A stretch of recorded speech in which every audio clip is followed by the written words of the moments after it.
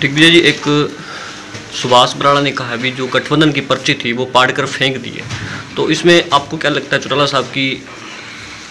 ये चौधरी ओम प्रकाश चौटाला जी का अपमान है। उनका अपमान जननायक जनता पार्टी कभी भी नहीं सहेगी।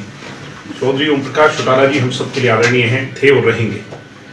और इतने बड़े लीडर जो हरियाणा के 5 बार मुख्यमंत्री रहे हों, कल का नेता उनके बारे में तो इस तरह की छोटी बात कहे कि कहीं ना कहीं वृद्ध नेता के लिए जिसने हरियाणा के लिए सब कुछ कुर्बान कर दिया, ताउम्र हरियाणा के लिए संघर्ष किया, उनके लिए अगर ऐसी छोटी बात एक कल का नेता कहेगा तो फिर इसको हम सहन नहीं करेंगे। उन्हें माफ़ी मांगनी चाहिए, उन्हें इसके लिए निंदा जो है ना उनकी पार्टी को निंदा प्रस्ताव इसके लिए देना चाहिए। और मैं मानता हूँ कि उससे भी ज़्यादा शर्मसार ये है कि इनेलो जो चौधरी ओम प्रकाश चौटाला जी की ही देन है, उन्होंने बहुत लंबा संघर्ष उस पार्टी को लेकर के किया। उस पार्टी के भी सीनियर नेता इस पर कुछ नहीं कह रहे। ये और भी ज़्यादा चिंता का विषय है, क्योंकि वो अपने वृद्ध नेता के सम्मान के लिए नहीं, बल्कि उनकी लड़ाई तो केवल मात्र जो है अपने लोग और लालच तक सीमित रह गई। वो तो बीजेपी के साथ गठबंधन करने के लिए किसी भी सीमा तक जा सकते हैं। तो ये बड़ा चिंताजनक है। अब भी इनेलो से बयान है, करण चौटाला जैसे कहा भी भगवान और हरा एक होने वाला है, और अभय चौटाला ने भी कहा भी गठबंधन हो सकता है। तभी मैं हैरान हूँ।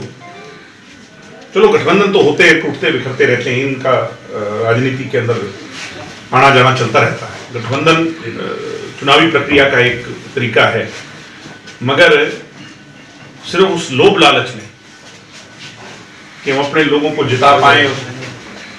मैं ये मानता हूं कि इतनी छोटी बात भारतीय जनता पार्टी का प्रदेश का अध्यक्ष कहे, उसको सहन कर लेना तो बहुत गलत है। जेजेपी गठबंधन करेगी या जननायक जनता पार्टी सकारात्मक सोच की पार्टी है। हमारा नेतृत्व दुष्यंत जी का जो नेतृत्व है वो पॉजिटिव थिंकर है। हम हरियाणा के अंदर हर वर्ग के लोगों को साथ लेना चाहते हैं।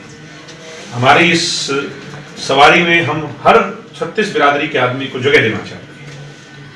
और उसके अंदर अगर कोई पार्टी ऐसी है जो वर्ग विशेष का नेतृत्व करती है, तो उसको साथ लेने में, समान विचार के जो लोग हैं उनको साथ लेने में दिक्कत नहीं होनी चाहिए। आम आदमी पार्टी से जननायक जनता पार्टी की गठबंधन की बातें चल रही हैं। लंबे स्तर पर कई बैठकें हो चुकी हैं। जो कोई कमियां पेशियां हैं वो आपस के जो टॉप लीडर्स हैं वो डिस्कस करके उनको दूर करेंगे। मैं मानता हूं कि होली के बाद मैं जो सोचता हूं कि कोई अच्छी खबर हम सबके लिए आएगी। मतलब ये मान के चले कि आम आदमी पार्टी का और जननायक जनता पार्टी का गठबंधन तय है। मैं ये मानता हूं कि अगर जननायक जनता पार्टी और आम आदमी पार्टी का गठबंधन होता है तो उससे बहुत मजबूती इस गठबंधन को मिलेगी और जनता के सामने एक मजबूत विकल्प होगा। शहरी ग्रामीण दोनों ही तबके जो है वो मजबूती से और 36 बिरादरी मजबूती से इस चुनावी रण को लड़ पाएंगे। सीट शेयरिंग भी होगी। सीट शेयरिंग को लेकर के पार्टी के आलाकमान फैसला करेगी। ये मेरे अधिकार क्षेत्र से बाहर की बात है, मगर सम्मानजनक स्थिति में दोनों पार्टियों को रहना चाहिए। और जब सीट शेयरिंग हो जाए उसके बाद मैं ये मानता हूँ फिर दोनों ही पार्टी के कार्यकर्ताओं को ये सोच के चुनाव लड़ना चाहिए कि किसी पार्टी विशेष का कैंडिडेट नहीं बल्कि गठबंधन जी।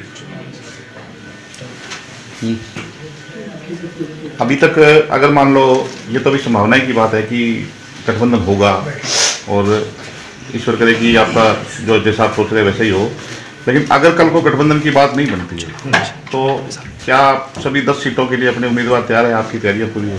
हम 90 की 90 विधानसभा क्षेत्रों में बूथ लेवल पर और ग्रामीण क्षेत्रों में, गांव में हर गली तक हमारा प्रचार जा चुका है। शहर के हर वार्ड तक हमारा प्रचार जा चुका है। हर कस्बे तक, हर नुक्कड़ तक हमारा प्रचार जा चुका है। आज छोटे दुकानदार के यहाँ हो या खेत खलिहान में हो, खेल के मैदान में हो, किसी व्यापारी की दुकान में हो या कोई कर्मचारी हो, हर वर्ग जो है वो इस व्यवस्था परिवर्तन की लड़ाई में जेजेपी के साथ खड़ा है। चुनाव निशान को लेकर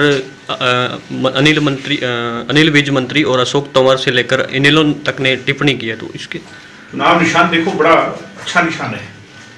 कॉमन मैन सिंबल है। यानी गरीब से गरीब आदमी के पैरों में, जिसके पास साइकिल भी नहीं उसके पास चप्पल जरूर हो। शायद इस समूचे राष्ट्र में ऐसा कोई व्यक्ति ना हो जिसके पैरों में चप्पल ना हो।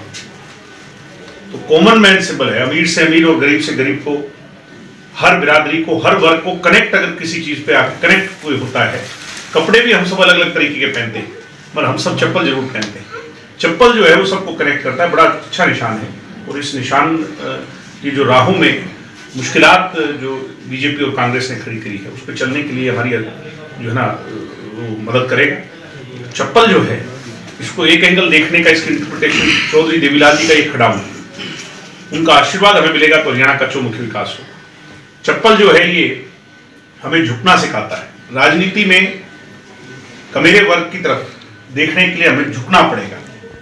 हमें ये समझना होगा कि जो आज अति पिछड़ा वर्ग है, जो आज हमारे दलित भाई हैं, उनकी समस्याएं क्या है, उनकी मुश्किलात क्या है, उनकी परेशानियां क्या है।